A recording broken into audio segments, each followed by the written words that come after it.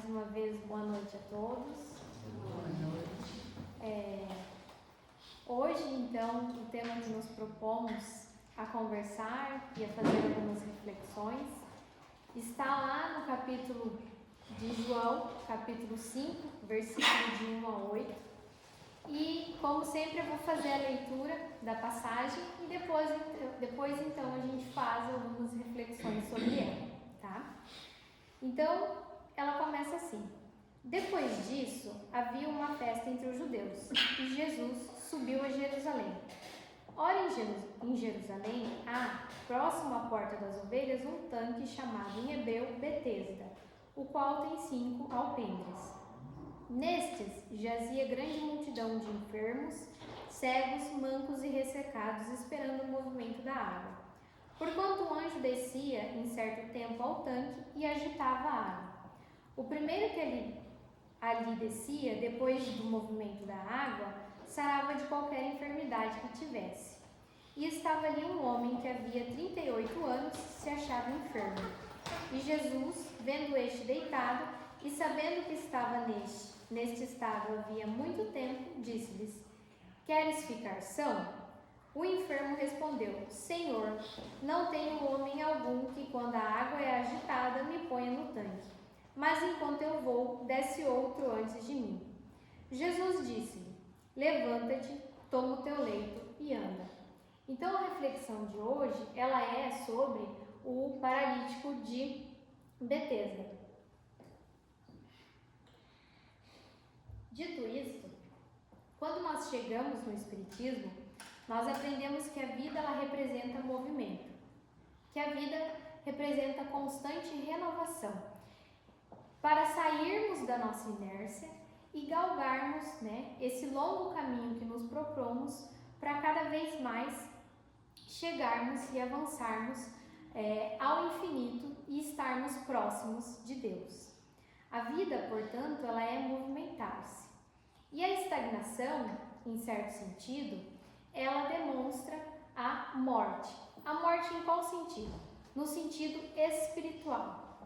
Então, aquele que deixou a vida, deixou o sentido de evoluir e de crescer. Vejamos, por exemplo, a água, A água viva, a água que tem movimento, ela, por onde passa, ela floresce, ela leva vida, A água, por sua vez, quando ela fica sem movimento, ela se torna uma água morta, Dessa água a gente não consegue que os animais se alimentem, que os animais a bebam, ela não traz vida, ela se torna fétida.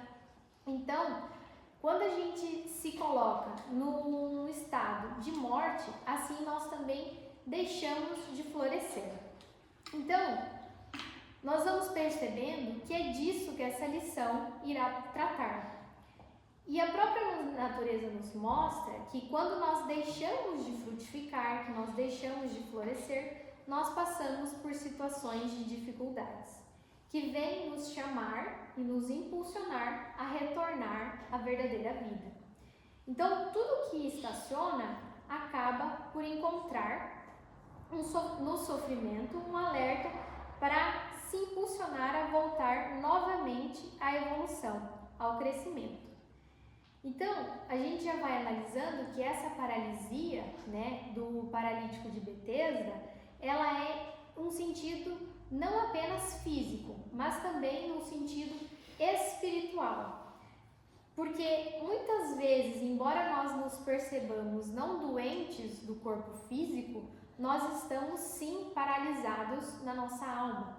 Nós estamos sim com pontos de paralisia em nosso espírito. Então, em outras palavras, embora nós não estejamos com o corpo doente, se apresentando, nós estamos com a alma estagnada, paralisada, morta no sentido espiritual. Então, se nós analisarmos, todos aqui temos pontos de paralisia, não à toa estamos reencarnados, Se nós não tivéssemos pontos de paralisia, aqui não estaríamos, já estaríamos em mundos crísticos, assim como Jesus. Então, esses pontos que nós temos, quando eles não são analisados, eles podem se transformar em fontes de sofrimento, de angústias, porque justamente não são trabalhados. Então, os nossos vícios, as nossas más tendências, a nossa falta de agir no bem, de amar, de perdoar. Então, essas más inclinações, quando elas não são cuidadas e quando não tratadas, elas acabam se convertendo em pontos de paralisia que vão comprometer a saúde da nossa alma, a nossa saúde espiritual. E é interessante que, embora nós saibamos da função do corpo físico, né, que é apenas o desenvolvimento do nosso corpo espiritual, nós ligamos a nossa saúde ao completo funcionamento dos nossos órgãos. Então a gente pensa assim, olha, se eu ainda não estou doente do corpo é porque minha alma, se a gente analisar, né, é porque minha alma está boa.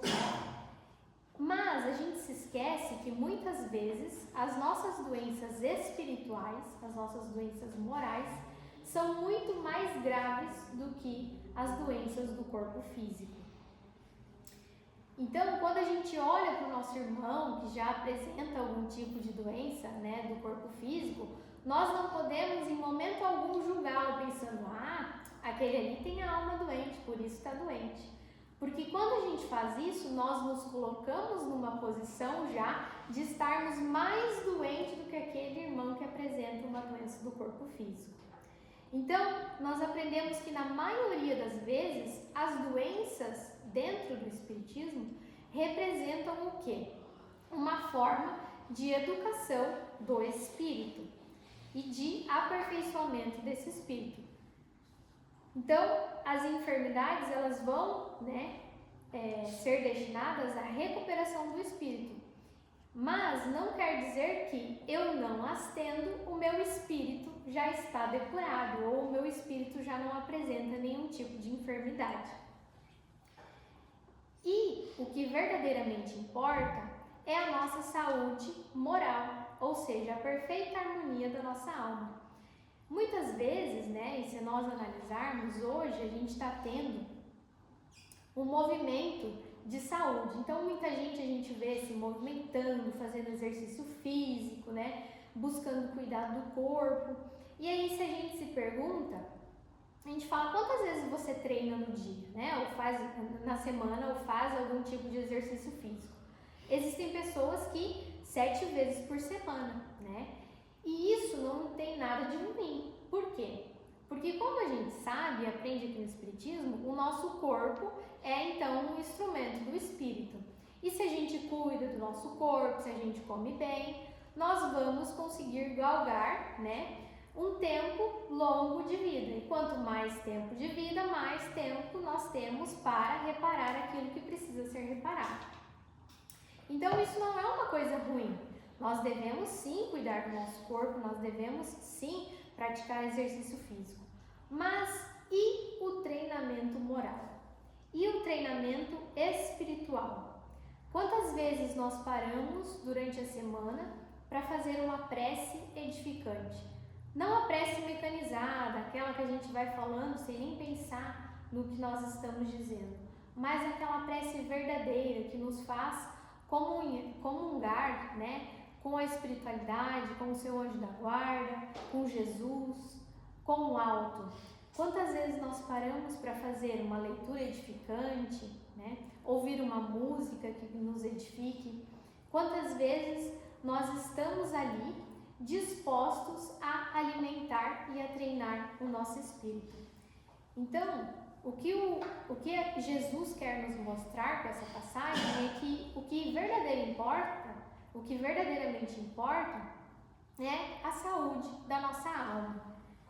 E é essa saúde que Jesus quer nos trazer, a qual muitas vezes nós nos esquecemos, fixados apenas na saúde do corpo. Muitos, hoje só se importam com a saúde do corpo. Só se importam em ter aquele corpo escultural, custe o que custar. Mas e como está o nosso espírito? Como anda a nossa moral? E aí, se a gente analisar, todos nós vamos ter pontos mortos em nosso espírito. todos nós vamos ter pontos em que nós estagnamos, em que nós, nos tornamos paralíticos. Pontos em que aquilo está tão enraizado, que já se solidificou, trazendo então consequências para a nossa alma. E nesse sentido, nós somos o paralítico que ali estava. É para nós que Jesus quer falar. Lá no tanque de Betesda, onde se congregavam cegos, mancos, enfim, todos os indivíduos com enfermidades. Enfermidades essas que nos representam. Representam o que nós ainda temos em nosso espírito. Porque, embora nós não sejamos cegos do corpo físico, nós podemos estar cegos para questões da alma. Embora nós não estejamos mancos, podemos estar mancos da vontade do crescimento, da determinação e da mudança. Então, é essa paralisia que nós temos e que nós buscaremos entender através dessa passagem, para que nós possamos buscar em Jesus a verdadeira saúde a que nos interessa, que é voltar ao movimento, voltar à vida, voltar a frutificar. E Jesus, e essa passagem vai nos mostrar que Jesus, através daquele paralítico, ele vai buscar todos os enfermos, mas os enfermos da alma, e lhes ensinar um roteiro, lhes ensinar como, a gente pode traçar um programa de recuperação e de conquista da verdadeira saúde. E aí está o símbolo do tome o seu leito, Porque com facilidade nós nos acomodamos às nossas más tendências. Com facilidade nós não olhamos para as nossas más inclinações, nos tornando então paralíticos da alma. E é muito interessante o símbolo de Betesda. Por quê? Betesda vem do hebraico casa de misericórdia, casa da consolação. E se a gente olhar para a nossa realidade, não seriam os nossos centros espíritas as nossas casas de misericórdia? Aqui nós procuramos o centro pelas mais variadas possibilidades, mas na maioria das vezes nós chegamos até aqui porque nós temos dor e sofrimento. Nós viemos em busca de um alento, de um acalento, de uma ajuda. Então, não são as casas religiosas, onde ali se juntam e se congregam os enfermos, os paralíticos, os mancos, não apenas do corpo físico, mas também da alma. Então, com isso a gente consegue perceber a dimensão de uma casa espírita. E nós conseguimos trazer aquela passagem que foi vivenciada há mais de 2000 anos para os dias atuais. Então, Jesus, Jesus, o que é muito importante, ele não pode transpor a nossa vontade. Isso quer dizer que ele vai auxiliar e vai ajudar aquele que quer, que tem bom ânimo. E quando Jesus se aproxima daquele homem e faz essa pergunta, tão importante, ele olha para ele e pergunta: queres ficar são? E essa também não seria a pergunta que nós recebemos ao entrar numa casa espírita? É uma pergunta que cada um de nós deve responder no íntimo da sua alma com ações que vão nos levar à verdadeira saúde, que vão nos levar à cura. Porque o que é muito interessante é que Jesus ele não chega curando, ele não chega para o paralítico e diz assim: levanta-te, toma o teu leito e siga. Ele pergunta antes para o paralítico, ele diz: queres ficar são? Então, Jesus ele sabe que a cura não é um instante, não é um milagre. Ele sabe que a cura, ela vai ser alcançada dentro de uma caminhada com Jesus, dentro de um roteiro que nós traçamos através do Evangelho de Jesus, vivenciando esse Evangelho. Então Jesus ele vai deixar muito claro a vontade e o querer, né, na busca da nossa cura. Senão nem ele pode curar. Queres ficar são? É isso que ele diz, né, que ele quer dizer com essa pergunta que ele faz para o paralítico. Então, somente a nossa vontade será a força capaz de nos fazer buscar essa cura e de manter essa cura. Porque não adianta nada nós buscarmos, nós encontrarmos a cura, buscarmos encontrarmos a paz, a verdadeira saúde e nós não a mantermos, né? E lá no Livro dos Espíritos, quando a gente fala sobre a vontade e o querer dos encarnados na busca dessa cura, nós temos uma questão interessantíssima, que ela está prevista lá na questão 909, mas é uma daquelas questões muito incômodas, né, que nos dão um chacoalhão. E Allan Kardec, ele pergunta, muito sabiamente à espiritualidade amiga, o seguinte: poderia sempre o homem, pelos seus esforços, vencer as suas más inclinações? E aí os espíritos dizem o seguinte: sim, mas eles não se contentam só com sim. Eles vêm, né, nos chacoalhar. E aí eles dizem o seguinte: e frequentemente fazendo esforços muito insignificantes. O que lhe falta é a vontade. Quão pouco dentre vós fazem esforços. Então, percebam a magnitude dessa pergunta, né? Porque se são as nossas más inclinações, se são os nossos defeitos, se são aquilo que nós temos ainda a reparar, que nos trazem o sofrimento, nós podemos, né, amenizar esse sofrimento, nós podemos deixar de lado essas más inclinações? E os espíritos nos respondem que sim. E o que é muito interessante, eles dizem que frequentemente com pequenos esforços, quase que insignificantes. Então, esforços diários, cotidianos, né? Da educação da nossa alimentação, da educação do nosso sono, da própria educação com os nossos familiares, ela traria benefícios imensos para a nossa alma. Porque não adianta nós querermos grandes coisas se nós ainda não fazemos nem o mínimo, nem o básico. Como nós vamos querer galgar o alto, né? Então, se a gente não para durante a semana para fazer uma prece, se a gente não para ser educado com as pessoas, para controlar o nosso mau humor, né? Como é que a gente quer ter os grandes objetivos?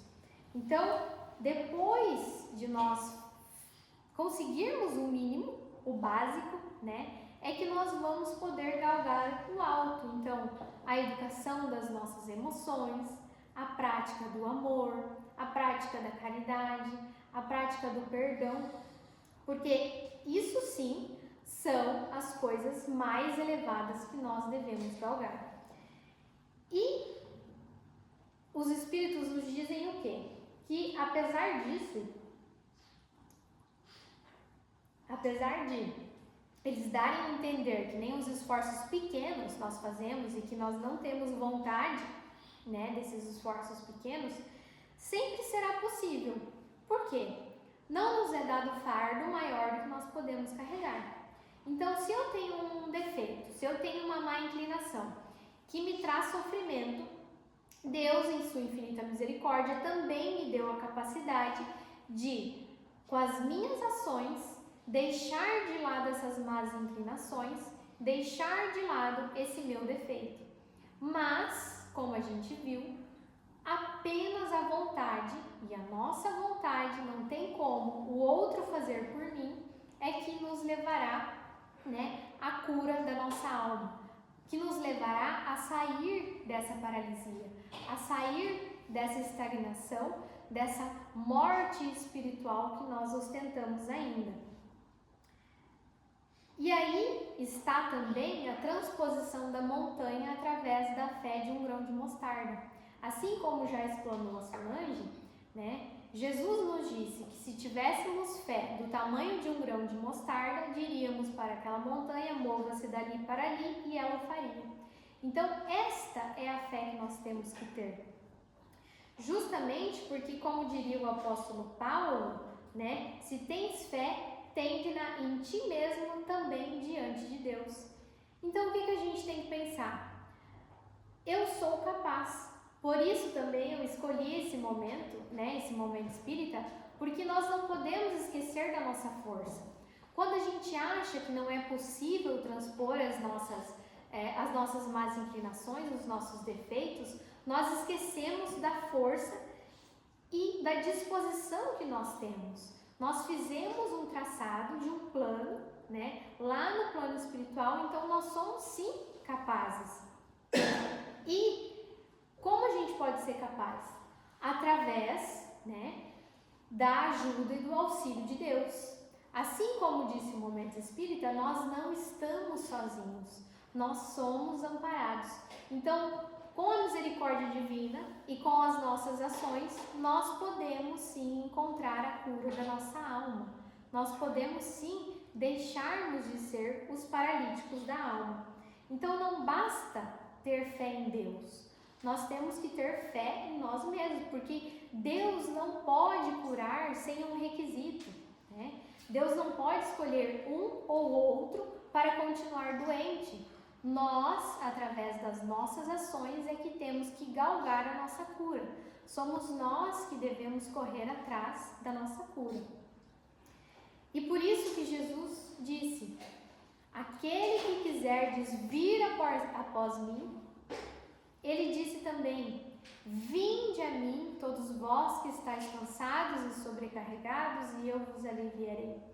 Percebam que o convite é sempre do movimento, do sair dessa estagnação, do sair do conforto em que nós nos encontramos, para que nós possamos, né, permanecer firmes e inabaláveis no momento da provação. Através do quê? Do Evangelho de Jesus. Mas sempre Jesus nos convida ao movimento. Não é possível nós continuarmos ali, sentados naquele leito, naquela cama, com as nossas más inclinações e com aquilo que precisa ser reparado. Então, essa pergunta de Jesus, queres ficar são, que ele faz lá para o paralítico e que nós devemos trazer para nós nos dias atuais, representa muito mais para nós, porque representa deixar para trás uma série de posturas, uma série de comportamentos e de valores que estão enraizados no nosso espírito, talvez por anos, por séculos, né? Porque a gente se apega às nossas dores, a gente se apega ao nosso melindre, a gente se apega ao nosso orgulho. Então a gente pensa assim: como que eu vou perdoar se aquilo que aquele irmão me fez é muito grave? É inadmissível o que ele me fez, não tem como eu perdoar, né? Ou quando a gente é grosseiro, estou dizendo os esforços básicos, né? Quando a gente é grosseiro ali com alguém, mas eu fui grosseiro porque a pessoa foi grossa comigo primeiro. Então, o que a gente busca fazer? Deixar, né? E nós costumamos estar ali acostumados com essas nossas más inclinações. Então, eu realmente vou deixar isso para trás para viver o Evangelho de Jesus? Eu realmente estou disposto a amar verdadeiramente o outro, a Deus e a mim mesmo, e ao outro como a mim mesmo? Eu estou disposto a perdoar 70 vezes, 7 vezes? Eu estou disposto a me humilhar para que o outro seja exaltado? Então, veja o tamanho dessa pergunta. Queres ficar são? Não é uma simples pergunta que Jesus fez para aquele paralítico e que nós nos devemos fazer. Se nós formos ver, é a pergunta das nossas vidas, né? Nós temos, a grande pergunta, é a pergunta de R$1 milhão, vamos dizer assim, para o nosso espírito. E nós precisamos saber se nós já estamos dispostos a responder sim para essa pergunta. Porque Se nós estamos dispostos, nós vamos entrar nessa jornada com Jesus. E como está o nosso querer? Como está a nossa disposição? Como está a nossa vontade? E dito isso, nós temos também a questão 911 do Livro dos Espíritos, que vai dizer sobre o nosso querer, sobre a nossa vontade. E é mais uma daquelas questões que nos chacoalha, que nos diz, você precisa acordar, né? E aí Allan Kardec pergunta o seguinte: não haverá paixões tão vivas e irresistíveis que a vontade seja imponente para dominá-las? Então, o que ele quer dizer? Existe alguma coisa, algum arrastamento que eu não consigo dominar, que não é possível eu dominar nessa vida? E aí os espíritos respondem: há muitas pessoas que dizem querem, mas a vontade só lhes está nos lábios. Então aquela vontade que é o nosso impulsionamento de buscar a cura, às vezes apenas está nos nossos lábios. Nós não queremos de verdade. E aí eles continuam dizendo o seguinte: querem, porém muito satisfeitas ficam, que não sejam como querem. Quando o homem crê que não pode vencer as suas paixões, é que o seu espírito se compraz nela, em consequência de sua inferioridade. Então, o que eles dizem aqui? Se a gente não se acha capaz de transpor, né, as nossas más inclinações e os nossos defeitos, é porque ainda nós estamos confortáveis, deitados em cima dessa cama. É porque a gente ainda se compraz, porque nós ainda encontramos sentido naquilo. E eles continuam: compreende a sua natureza espiritual aquele que as procura reprimir. Vencê-las é para ele uma vitória do espírito sobre a matéria. Então, quando a gente compreende a nossa natureza espiritual, nós vamos passar a tentar diminuir, né, a combater as nossas más inclinações e os nossos defeitos. E quando nós conseguirmos fazer isso, nós teremos vencido, então, teremos um passo a mais, né, na busca do espírito em detrimento da matéria. E aí, por isso que Jesus vai perguntar para todos nós, quando nós adentramos uma casa espírita: queres ficar são? E como visto, né, uma forma nos é apresentada, a de parar de terceirizar a nossa má vontade, para deixarmos aquilo que ainda nos é cômodo dentro da jornada espiritual. E quantas vezes nós passamos por um momento de dor, por um momento de sofrimento, né? E logo em seguida, esse sofrimento, essa dor se apresenta novamente. Aí a gente pensa, mas, meu Deus, de novo essa dor, de novo esse sofrimento. E por que isso acontece? Porque nós não aprendemos a olhar para o que é necessário. Nós voltamos lá para aquela cama onde o paralítico estava deitado e confortável há 38 anos. Então Jesus viu aquele homem sofrendo há 38 anos e pensou: é hora, né, de ficar são, é hora de levantar, de sair desse conforto, de sair desta cama. E aí, quando ele pergunta lá para o indivíduo, né, se ele queria ficar são, o que o indivíduo responde? Aqui, sem nenhum tipo de julgamento para aquela resposta que foi dada. Mas o que ele responde? Ah, eu até queria, mas não tem ninguém para me colocar ali no poço, né? Quando as águas estão agitadas. Ah, eu até queria, mas quando eu estou descendo, vem outro e desce antes de mim. Então, o que ele buscou fazer? Assim como nós fazemos frequentemente, colocar a culpa das nossas responsabilidades em terceiros, em situações, né? E é isso, quando ele responde isso, o que Jesus fala para ele? Levanta-te, de uma forma muito educada, direta, mas misericordiosa e educativa, né? Ele diz o seguinte: levanta-te, toma o teu leito e siga. Numa ordem sequencial. Nós temos 3 momentos aqui da fala de Jesus. Primeiro levanta-te, depois toma o teu leito e em seguida siga. Não existem palavras deslocadas no Evangelho, sobretudo quando a gente fala das palavras que foram ditas por Jesus. Então, o que ele queria dizer do primeiro levanta-te? Primeiro nós temos que ter a vontade, levantar, nos impulsionar para frente, sair dessa estagnação em que nós vivemos. Porque na maioria das vezes nós chegamos aqui na casa espírita, a gente se anima, né, com o que a palavra de Jesus nos fala, o que a doutrina nos ensina, e aí a gente fica animado e daí quando a gente sai daqui, de repente a gente senta de novo, ou deita de novo, né? Então o que ele diz? Levanta-te, mantenha-se em pé. O que ele falou? Quem estiver no telhado da casa não desça.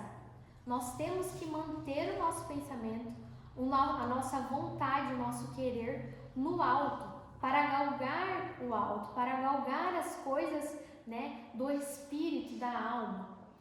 É isso que ele quer nos dizer. Levanta, se mantém em pé. Não adianta a gente buscar a saúde espiritual, a saúde moral e deixá-la passar, porque como visto, o sofrimento ele vai se apresentar novamente, nos chamando novamente. Olha, você precisa voltar a viver. Então, é este o sentido do levanta-se, mantenha-se em pé. É isso que Jesus quer falar. Depois ele diz, toma o teu leito. Bom, toma o teu leito vamos olhar para as suas más inclinações, vamos deixar isso aí que você está escondendo, que você está jogando para debaixo do tapete. Vamos pegar no colo, levanta, pega a tua cama, né? Vamos olhar para isso tudo.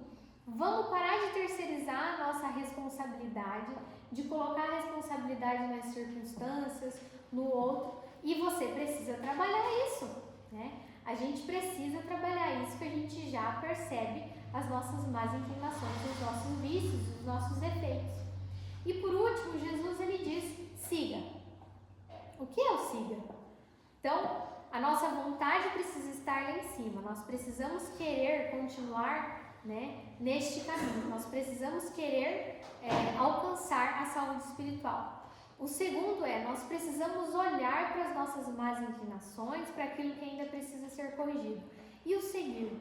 O seguir é entrar na jornada que nos propusemos com Cristo, entrar na jornada de viver verdadeiramente o Evangelho. Não de dizer, né, por aí, apenas sair falando, mas de viver o Evangelho. Porque, assim como Jesus disse, aonde está a sua vontade, aí está também o seu coração. Então, a nossa vontade precisa ser de caminhar com Jesus, continuar essa caminhada longa, né, mas uma caminhada evolutiva, de vida, de evolução, de crescimento, para que um dia nós possamos encontrar a felicidade real. Mas Jesus nos disse, vós sois o quê? Deuses. Tudo que eu faço também um dia eu fareis. Então nós temos a capacidade, nós podemos um dia chegaremos a Cristo. Falta um pouco, né? Acredito eu. Mas um dia chegaremos lá. Não podemos nos permanecer deitados, porque senão seremos paralíticos da alma por séculos e séculos. E o sofrimento vai se apresentar para que nós, então, possamos acordar e voltar a viver. Então, qual deve ser o nosso propósito? Seguir com Jesus. Nos mantermos em pé, com vontade, no seu Evangelho.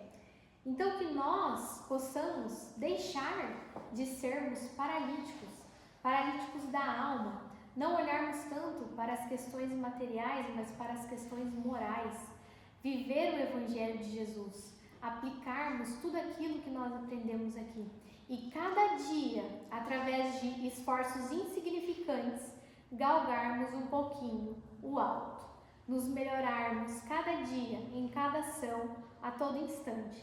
Então, para que nós possamos, né, seguir essa caminhada com Jesus e um dia chegarmos lá e encontrarmos a verdadeira felicidade, a felicidade real, que lá permaneceremos se tudo der certo, né?